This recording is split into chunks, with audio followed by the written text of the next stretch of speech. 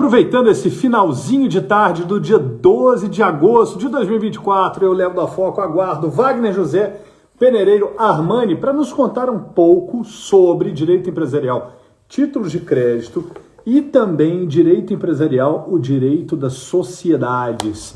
Vamos aguardar ele. O primeiro papo foi incrível, sensacional, onde ele falou do volume 1 da coleção. O volume 3, vocês me perguntam, eu já antecipo, está no prelo. Então aguardaremos ansiosos pela conclusão da coleção, mas você que já o acompanha, você que é aluno da PUC de São Paulo, Campinas, saiba que as obras dele também estão, além de no site do Editora Foco, nas melhores e maiores livrarias do país.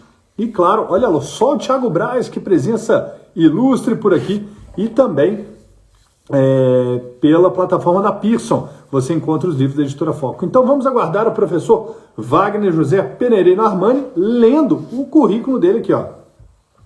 Doutor em Direito Comercial pela Pontifícia Universidade Católica de São Paulo, mestre em Direito Civil pela Universidade Metodista de Piracicaba, professor de Direito Comercial, Processual Civil e Prática Jurídica pela Pontifícia Universidade Católica de Campinas, escolhido como um dos advogados mais admirados pela revista Análise, Advocacia 500, anos 2017, 2019, 2020, 2021, 2022 e 2023, e além de tudo, é advogado, olha só. Vamos lá então aguardar o professor Wagner, deixa eu ver se ele já não entrou aqui entre os nossos outros convidados.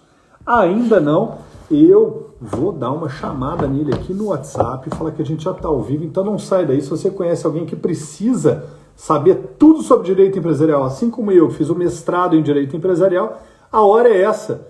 Vamos aqui bater um papo rápido, dinâmico. Deixa eu falar com ele, já estou ao vivo, já estou ao vivo. Pronto, mandei aqui para ele, tudo certinho. Agora é só aguardar a entrada dele aqui conosco para esse papo. Olha só, deixa eu cobrar aqui, ó, ele está me respondendo alguma coisa, vamos lá. Vamos lá, Wagner, cadê você, meu amigo? Vamos lá, do que ele está falando aqui? Eu estou aqui aonde, Wagner? Ah, agora sim!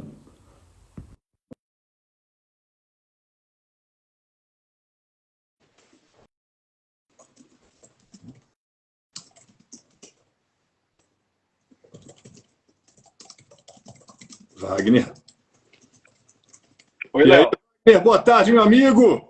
Boa tarde, tudo bem? Eu estou ótimo, e você? Ah, melhor agora com você aqui. Coisa boa. Para satisfação tê-lo aqui novamente. Vai ser a segunda de 3 lives que vamos fazer. Já li aqui o seu currículo. Hoje, para falar brevemente do direito empresarial, direito das sociedades e os títulos de crédito. Wagner, para quem não viu a primeira live, conta para a gente quais foram as motivações para você resolver escrever uma coleção de direito empresarial no mercado que já tinha outros livros de direito empresarial, né? Além obviamente, da coragem, o que te chamou a atenção para esse mercado? Olha, Léo, assim, querendo ou não, existem várias doutrinas e vários professores super capacitados que estão há muito tempo no mercado que escrevem direito empresarial, né? Então, eu sempre fui muito curioso, né, de estudá-los. Então, mas uma dificuldade que eu encontrava, na verdade, uma dificuldade que eu encontrei na época da graduação era a complexidade das obras de direito empresarial, né? O direito empresarial é uma matéria que na universidade não é tão bem quista assim, né? Os alunos já chegam com um preconceito pensando na complexidade que é a disciplina de direito empresarial. E quando você se depara com algumas obras que não é focada na graduação, né, que é focada no profissional já formado, em casos complexos, então você acaba, como aluno de graduação, tendo uma dificuldade maior de penetrar nessa disciplina. E por conta disso, né, e sem trocadilhos, mas com foco nisso, eu pensei em elaborar uma obra com uma linguagem voltada para os alunos de graduação e para quem está entrando no mundo do direito empresarial, sem necessariamente estar formado. Não que as Ótimo. pessoas formadas, ou que estejam em pós-graduação, ou que Não. seja advogado, não vai poder utilizar as obras. Pelo contrário, a obra tem uma, vamos dizer assim, tem uma linguagem mais facilitada. Então, o meu foco foi para os alunos de graduação, por conta dessa dificuldade que eu encontrei quando eu fazia graduação, e também focado a buscar novos profissionais que queiram ingressar nessa matéria, né? E como eu sou fã de história em quadrinhos, e fã de filmes e da cultura geek em geral, eu foquei também um pouco para escrever com exemplos ou situações que você pode se encontrar nesse universo, né? Então eu brinco com Star Wars, Senhor dos Anéis, Harry Potter e todo o arcabouço aí dessa cultura nerd, vamos dizer assim. Então a linguagem acho que é o grande diferencial das obras com relação aos colegas, mas sem fugir da complexidade técnica, né? Porque eu, o Rodrigo, o Diogo, a Stephanie, né, que são meus coautores na edição número 2, por exemplo, a gente sempre prezou pela técnica. Então, essa foi o motivo de enfrentar e ir ao mercado com uma linguagem diferente daquela que nós encontramos, não só no direito empresarial, até em qualquer disciplina. Mas o foco foi exatamente essa linguagem mais acessível, por assim dizer, ao aluno de graduação. Há uma grande sacada aí, né? Porque quando você fala da sua experiência, aluno de graduação, nós que já temos mais de 30, né, Wagner? A gente estudou pelos clássicos, um direito erudito, um direito complexo, escalonado, cheio de viés interpretativos. E a geração que está vindo aí, a gente tem que reconhecer que eles têm uma outra linguagem, uma outra dinâmica, uma outra velocidade comunicativa, uma outra velocidade também de compreensão dos fatos. Então, quando você traz um livro que, entre aspas, mastiga o direito empresarial, que já era tido como uma disciplina um pouco mais árida, cara, você teve uma super de uma sacada e é por isso que o livro está sendo o sucesso que está sendo, né? Parabéns. Obrigado, Léo. Parabéns Obrigado. mesmo. E outra coisa. Agora, no direito empresarial, o que os nossos incautos e incautas ouvintes aqui podem esperar? Não, Léo, eu ainda não cheguei nessa fase. O que vai tratar o volume 2 do direito empresarial dessa obra que você tem na Foco? Legal, Léo. Eu assim, né? Eu fiz Kumon de matemática, minha família toda, minha mãe, ela é engenheira civil, então assim, eu sempre fui criado com foco muito na matemática, na física, na engenharia. Então minha cabeça ela funciona com uma lógica desse aspecto. E eu sempre pensei o direito empresarial como uma sequência, né? Como uma lógica. Então, cada disciplina, cada semestre que eu trato na faculdade, eu vejo como um complemento, né? E o direito das sociedades, né, o volume 2, ele chega exatamente para coroar o que foi dito no livro 1. Porque o livro 1, a gente vai trabalhar com a teoria da empresa, o desenvolvimento da teoria da empresa, e como hoje ela está sendo vista, porque a teoria da empresa é da década de 40, e querendo ou não, se passaram 80 anos desde a ideia da teoria da empresa, então, assim, a economia, o mercado é totalmente diferente, mas mesmo assim é a mesma teoria, porém com um viés novo, com um viés voltado para o mercado. Então, ó, o professor César aqui, abraço. Então, eu pensei exatamente nisso. Eu pensei em ter essa visão voltada para o atual mercado. E o direito das sociedades, ele vai tratar das organizações, da estruturação das organizações. É para isso que serve o direito societário. Então, a gente desenvolve a teoria da empresa e foca nas organizações societárias. E a ideia aqui é trazer a forma, né, de tratamento do direito da sociedade com esse viés. E também, né, como as reorganizações societárias, né, o M&A, ele vai impactar nas questões relacionadas ao direito concorrencial. Então, a gente está vendo muitas empresas em incorporação, em fusão, isso impacta o mercado. Por isso, nessa obra, nós finalizamos, além da reestruturação das empresas, nos impactos que isso tem nas relações econômicas e, consequentemente, no direito concorrencial. E aí que entra a Stephanie, nossa coautora, minha prima, que é especializada nessas operações em análises de conglomerados e direito concorrencial. Então, ela escreve o capítulo final focado em tudo aquilo que foi dito no livro. Então, a gente vai ter toda a ideia de estruturas societárias, o que é sociedade, a Constituição, as cláusulas, até falar, olha, cuidado com o direito concorrencial quando você pensar em estruturação societária. Então a gente vai do clássico ao que hoje o mercado está vivendo. A gente fecha então com um capítulo que me chama muita atenção no sumário da obra, que é justamente os fundos de investimento. E aí você traz uma estruturação com a ajuda da Stephanie para falar desse tipo de organização societária. Sensacional, sensacional. Certeza que o livro será, já não é, um absoluto sucesso. E aí eu vou mexer no calcanhar de Aquiles, daqueles que ainda ou não conheceram, né? Eu não sei, viu, Wagner, como é que eu classifico? O cheque. O cheque ainda existe. Como é que é esse título de crédito? Quais são os novos títulos de crédito? Existem, não?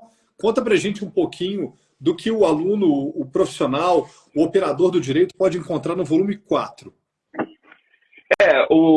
Só fazer um adendo, né? Se as pessoas procurarem os livros da editora Foco, nós lançamos o nível 1, que fala da teoria da empresa, o livro 2, que é o direito da sociedade, né, o direito societário, e nós vamos para o livro 4, que é o título de crédito. E aí sempre me perguntam, e o livro 3? O livro 3 está sendo escrito, ok? Já deixo consignado isso, ele já está sendo escrito. Eu estou escrevendo junto com um colega queridíssimo, o professor Leonardo Aquino, craque em contratos, e vai sair. O ponto, na verdade, de não ter o livro de contratos ainda é que as pessoas sempre falam de títulos de crédito. Eu nunca esqueço. Primeira aula que eu fui dar na PUC, uma colega minha, eu fui dar aula de títulos de crédito, ela falou assim, Wagner, para de falar de cheque, para de falar de duplicata, vai falar de Pix, vai falar de cartão de crédito. Só que são coisas diferentes, né? Enquanto o Pix, o cartão de crédito, o cartão de débito é uma forma de pagamento, ou seja, você já tem a transferência do valor, né? Eu sei que o cartão de crédito nem sempre é imediato, mas a transferência já existe, o pagamento já aconteceu. Uhum. O título de crédito, ele representa a obrigação de pagar.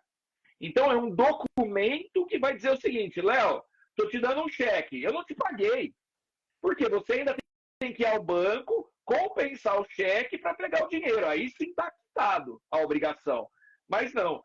Então, o contrato, né, por isso que o livro 3 é de contrato, ele é o que gera a obrigação, que pode ser ou não representada por meio de um título de crédito. Sim. Se eu e você fizermos um contrato de compra e venda e eu te transfiro o dinheiro, seja um TED, um DOC, um PIX ou dinheiro mesmo, eu já quitei a obrigação de pagar e você transferiu a titularidade para mim. Agora, se você transferiu a propriedade e eu te dei um cheque, eu representei a obrigação nesse documento. E aí ele vai ser pago ou não, compensado ou não, que aí sim eu vou ser desobrigado da minha obrigação. Desse modo, Léo, os títulos de crédito eles surgem como uma forma de representar a obrigação de pagar. Obviamente que a gente sabe que os títulos de crédito nasceram na Idade Média, né? Quando a gente fala de letra de câmbio, a gente não vê letra de câmbio. Pouco a gente fala de nota promissória, né? O cheque, ainda existe milhares de cheques sendo emitidos, principalmente em cidades do interior, né? Posto de gasolina, padaria. Aqui em Campinas, por exemplo, tem uma loja que vende móveis. Vocês parcelamos em quanto? 10 vezes. Olha só. Você passa cartão? Não passo o cartão. Por quê? A taxa do cartão não compensa. Eles preferem receber em cheque, correr o risco do inadimplência para não pagar a taxa de cartão. Em São Paulo tem uma loja de roupa social também, que vende roupa de marca, que é a mesma coisa. Se você pagar em cheque, eles dão desconto. Aí você fala, poxa, mas será que vale a pena? Vale. Eles fazem uma busca cadastral, Serasa e outros meios para ver se a pessoa tem liquidez ou não, rate bancário. Então ele prefere isso. Aqui em Campinas também tem um restaurante famoso que ele aceita cheque e Pix, não aceita cartão. E até pouco tempo, quando existiu o Pix, só aceitava cartão. E por quê? Ele pensa que o cheque não vale a pena.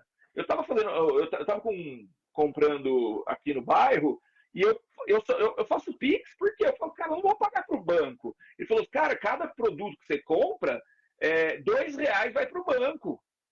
O negócio custa R$ 40, R$ 2 vai para o banco. Eu falo, eu prefiro dar R$ 2 para ele, para o comércio local. Então, o cheque acaba sendo uma forma de trabalhar para evitar essas questões. Obviamente que tem todo o risco envolvido e tudo mais, mas um cheque que ninguém vê e é muito usado, principalmente em compra e venda de imóvel, é o cheque administrativo, que é um cheque que tem garantia de pagamento, porque ele é emitido pelo banco. Então, o cheque ainda existe na nossa sociedade. Mas o que me chama a atenção na realidade, Léo, é que não é o cheque que é o título de crédito principal, mas sim a duplicata mercantil. Isso. Toda compra e venda entre empresários, pelo empresário e prestação de serviço, emite-se nota fiscal. E essa nota fiscal, que é chamada fatura, você pode extrair um título de crédito que chama duplicata mercantil. A duplicata mercantil é um título da década de 60 que hoje é emitido de forma virtual. Você então não vê o título, mas ele é previsto na legislação de duplicata mercantil, e toda compra que a gente faz mercantil é posto. Ó, o título das duplicatas escriturais e tudo mais. E, então, é super atual isso, né? E o que eu sou apaixonado por título de crédito, pela verdade, em que pese ninguém acreditar e todo mundo falar de mal, entre aspas, de título de crédito, eu sou assim, adoro falar sobre, né?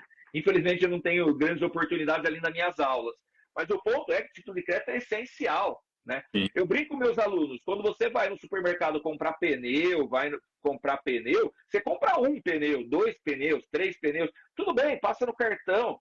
Imagina uma montadora de veículo comprando milhares de pneus de uma fábrica de pneus. Não vai pagar em cartão, amigo.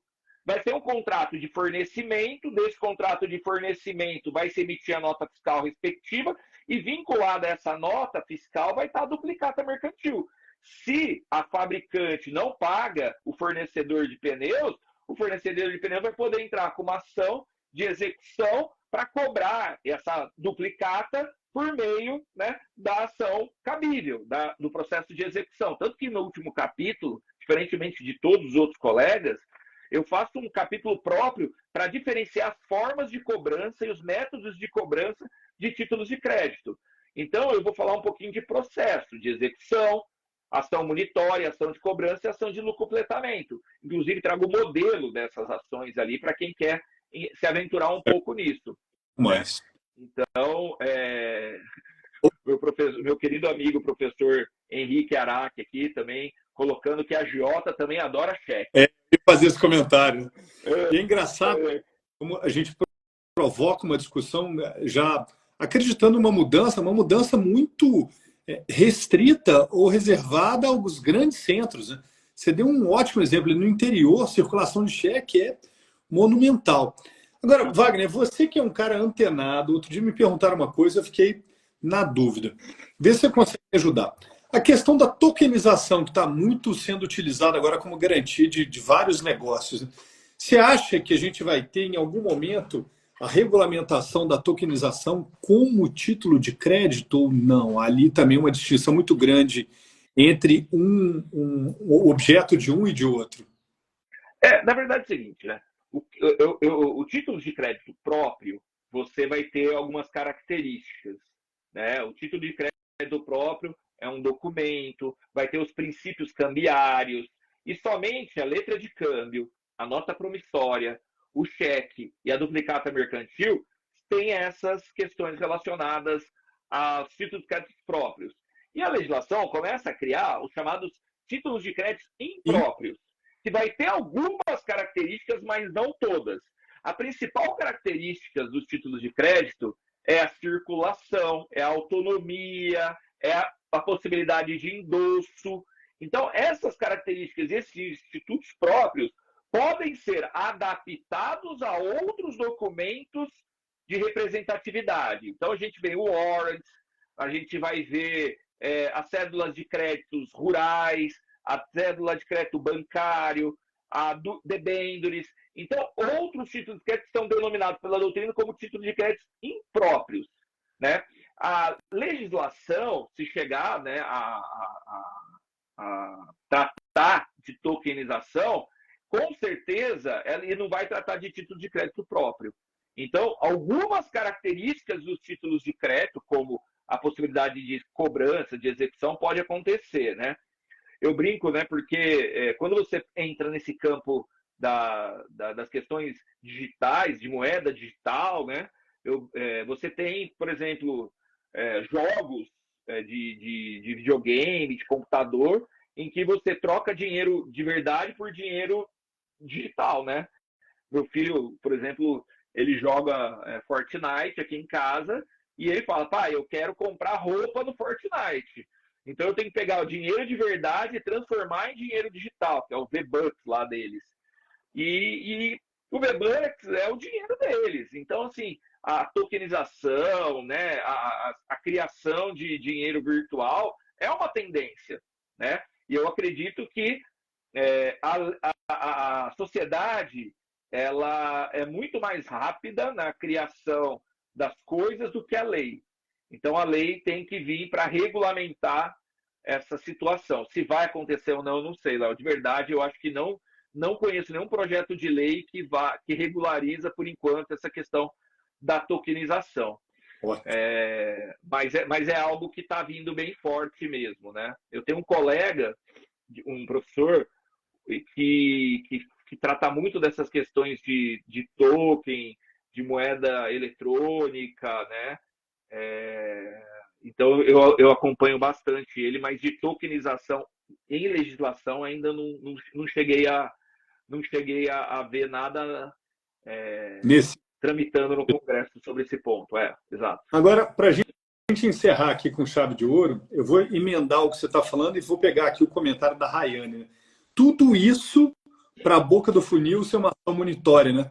Dá só uma pitadinha de monitória para a gente, Wagner. Tema que cai na OAB, na magistratura, Ministério Público, Defensoria. Galera aí fica, gente, mas execução de título de crédito? Faz aí para a gente, Wagner.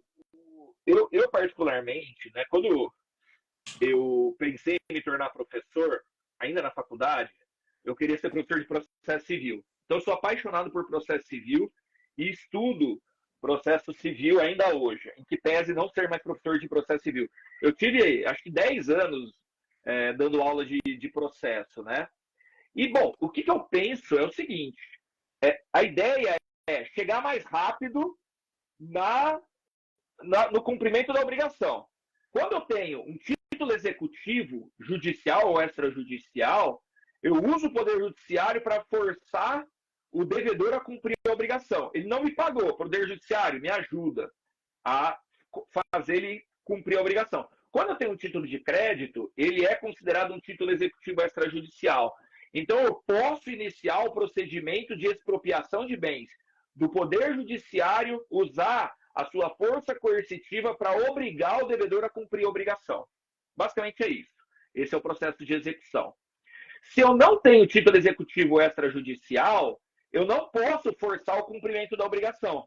Então, eu tenho que buscar um processo de conhecimento pelo rito do procedimento comum para o juiz sentenciar, reconhecer a obrigação, transitar em julgado para que eu possa começar a fase de execução, de cumprimento de sentença.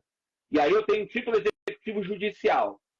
Quando eu tenho um documento escrito sem eficácia de título executivo, mas ainda assim há o reconhecimento da obrigação, eu posso ter um procedimento intermediário entre a execução e o procedimento comum, processo de conhecimento, que é um procedimento especial, chama ação munitória. Ação munitória, em que pese apresentado defesa, você perde, você tem o efeito suspensivo na ordem de pagamento, a sentença que julga a ação munitória, os embargos munitórios, ela tem efeito imediato. Por quê? Porque não tem o efeito suspensivo no recurso de apelação.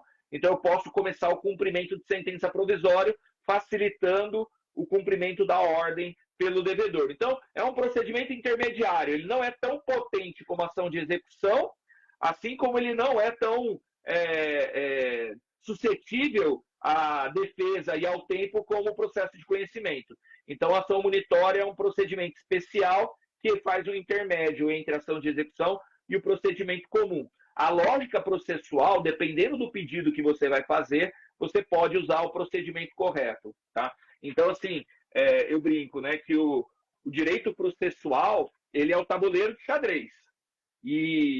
Enquanto que o direito material são as peças. Você tem que saber mover tanto dentro do tabuleiro as peças para alcançar a sua finalidade e a efetividade do processo.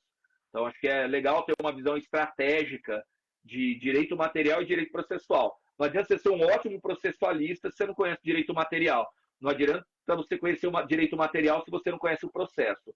O advogado, né, mesmo que não atue no contencioso, mesmo que seja um advogado consultivo, se não conhecer de processo, não vai ter as mesmas competências de um advogado que conhece os dois mundos. Né?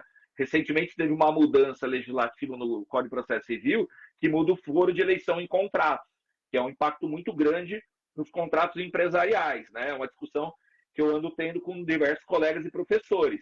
Veja, é uma regra processual que está no direito material, que é um negócio jurídico.